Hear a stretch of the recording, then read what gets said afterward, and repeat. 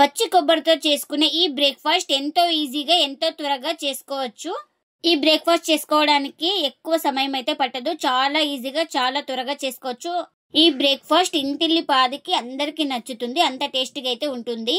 ఇంకెందుకు ఫ్రెండ్స్ ఆలస్యం, ఎలా చేయాలో ఏంటో అనేది వీడియోలోకి అయితే వెళ్ళిపోయి చూద్దామా. మరి నేను ఇక్కడ ముందుగా పచ్చి కొబ్బరి అయితే తీసుకున్నాను. ఒక హాఫ్ చిప్ అయితే తీసుకొని ఇలా శుభ్రంగా బాగా కడిగేసుకున్నాను. ఇప్పుడు వీటిని చిన్నగా ముక్కలుగా అయితే కట్ చేసుకుందాం.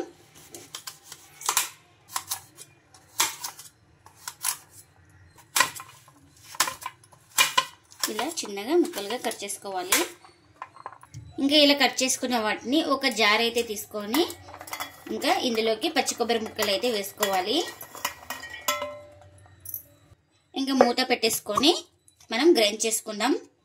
ఇంకా ఇలా కొంచెం నేను గ్రైండ్ అవ్వదనేసి వాటర్ అయితే వేసుకొని గ్రైండ్ చేసుకున్నాను. ఇప్పుడు ఇందులోకి హాఫ్ కప్పు దాకా బియ్యం పిండి,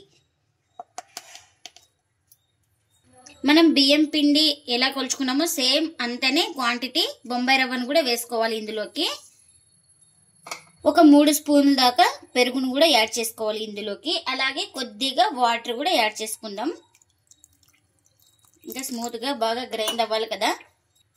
ఇంకా వాటరు పెరుగు వేసుకున్నాక స్పూన్ తోటి ఒకసారి బాగా ఇలా కలిపేసుకుందాం. గ్రైండ్ అయ్యేటప్పుడు బాగా గ్రైండ్ అవుతుంది. ఇంకా కొంచెం వాటర్ అయితే పడుతుంది మనకు. ఇంకా ఈ కొద్దిగా కూడా వాటర్ అయితే వేసుకొని బాగా కలిపేసుకుంటున్నాను నేను ఇక్కడ. ఇలా కలపడం వల్ల మనకు ఈక్వల్ గా గ్రైండ్ అవుతుంది. ఇంకా మూత పెట్టేసుకొని స్మూత్ గా గ్రైండ్ చేసుకుందాం. ఇంకా గ్రైండ్ చేసుకున్న తర్వాత ఒక బౌల్ తీసుకొని ఇంకా అందులోకి అయితే గ్రైండ్ చేసుకున్న పేస్ట్ని అయితే వేసుకుంటున్నాను.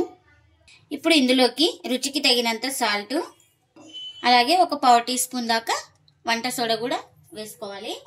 అలాగే దీనిపైన కొంచెం వాటర్ అయితే వేసుకుందాం. ఇంకా సాల్ట్ వంట సోడా వేసుకున్నాం కదా, ఒకసారి బాగా పిండి మొత్తాన్ని బాగా కలిపేసుకుందాం. ఇలా వంట సోడా వేయడం వల్ల బాగా చాలా స్మూత్ గా వస్తాయి. పైన క్రిస్పీగా లోపల సాఫ్ట్ గా అయితే ఉంటుంది. ఇంకా బాగా కలిపేసుకున్న తర్వాత ఇంకా ప్లేట్ అయితే పెట్టేసుకొని ఒక 10 నిమిషాలు పక్కన పెట్టేసుకుంటే మనకు రవ్వ మొత్తం బాగా నానుతుంది. ముందుగా కడాయి అయితే పెట్టేసుకొని ఇంకా అందులోకి పల్లీలను అయితే వేసుకుంటున్నాను.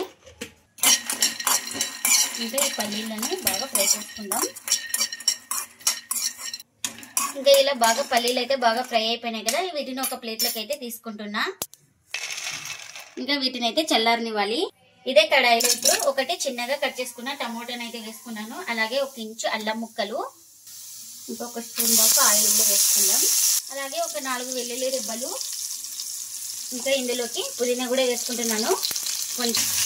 ఇంకా ఈ పుదీనా కూడా వేసుకొని బాగా కలిపేసుకుందాం. మనం టమోటాలు బాగా స్కిన్ సపరేట్ అయ్యే వరకు అయితే ఉడికించుకోవాలి. ఇంకా మనకు టమోటాలు స్కిన్ సపరేట్ అయ్యే వరకు అయితే ఉడికించుకున్నాను. ఇప్పుడు స్టవ్ అయితే ఆఫ్ చేసుకొని చల్లారనివ్వాలి.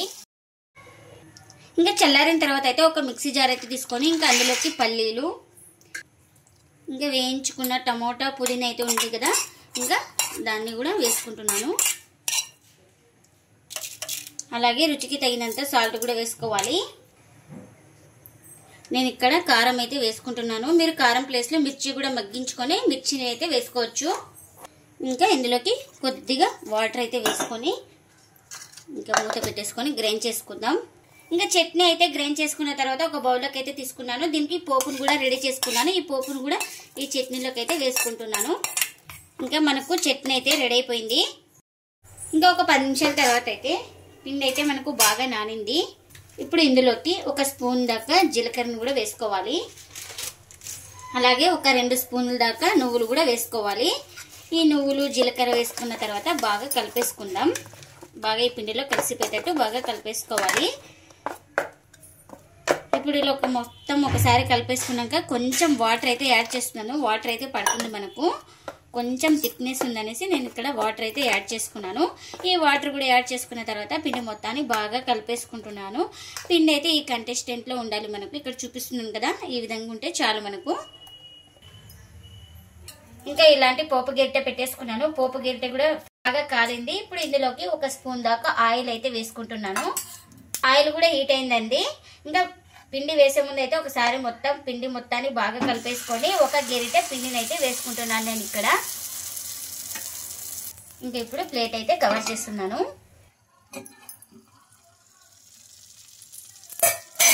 పైన మొత్తం బాగా డ్రై అయిపోయింది కదా. ఇప్పుడు ఇలాంటి స్పూన్తో ఇంకొక వైపు అయితే టర్న్ చేస్తున్నాను. ఇక్కడ పైన కూడా కొంచెం ఆయిల్ మీ ఇష్టం అండి, ఆయిల్ వేసుకుంటే వేసుకోవచ్చు, లేదంటే లేదు. ఆయిల్ ప్లేస్లో గీ కానీ అదే బటర్ కానీ యూజ్ చేసుకోవచ్చు. ఇంకా రెండు వైపులా బాగా ఫ్రై అయిపోయింది. ఇంకా ఇప్పుడు ఇదైతే రెడీ అయిపోయింది కదా, దీన్ని అయితే ఇంకా ప్లేట్లోకి అయితే తీసుకుంటున్నాను. నేను ఇక్కడ కొంచెం కలర్ఫుల్ గా కనిపిస్తుంది అనేసి కొంచెం ఒక 1/4 టీ స్పూన్ దాకా పిండిలోకి అయితే పసుపు అయితే వేసుకున్నాను. ఇంకా పసుపు కూడా వేసుకొని బాగా కలిపేసుకున్నాను. ఇప్పుడు ఆయిల్ అయితే వేసుకున్నాను కదా, ఒక గెరిటె పిండిని అయితే ఇందులోకి వేసుకుంటున్నా.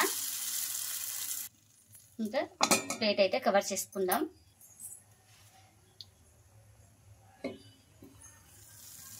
చూడండి పైన మొత్తం బాగా బాగా ఫ్రై అయిపోయింది కదా. పైన పిండి లేకుండా బాగా ఫ్రై అయిన తర్వాత ఇంకొక వైపు అయితే టర్న్ చేసుకోవాలి. ఇలా ఇక్కడ కూడా కొంచెం ఆయిల్ అయితే వేసుకుంటున్నాను, కొద్దిగానే ఎక్కువ అయితే లేదు. ఇంకా తిప్పిన తర్వాత కింద వైపు కూడా బాగా కాల్చుకోవాలి. మనకు ఇది కూడా రెండు వైపులా బాగా ఫ్రై అయిపోయింది. ఇంకా దీన్ని కూడా ఈ ప్లేట్లోకి తీసుకుంటున్నా. మళ్ళీ ఒక 1/2 స్పూన్ ఆయిల్ అయితే వేసుకున్నాను. ఇంకా మరొకటి కూడా చూపిస్తున్నాను మీకు. ఇలా ప్లేట్ కవర్ చేసుకోవడం వల్ల మనకు బాగా ఫ్రై అయిపోతుందండి, త్వరగా కూడా లోపల వరకు బాగా ఫ్రై అవుతుంది.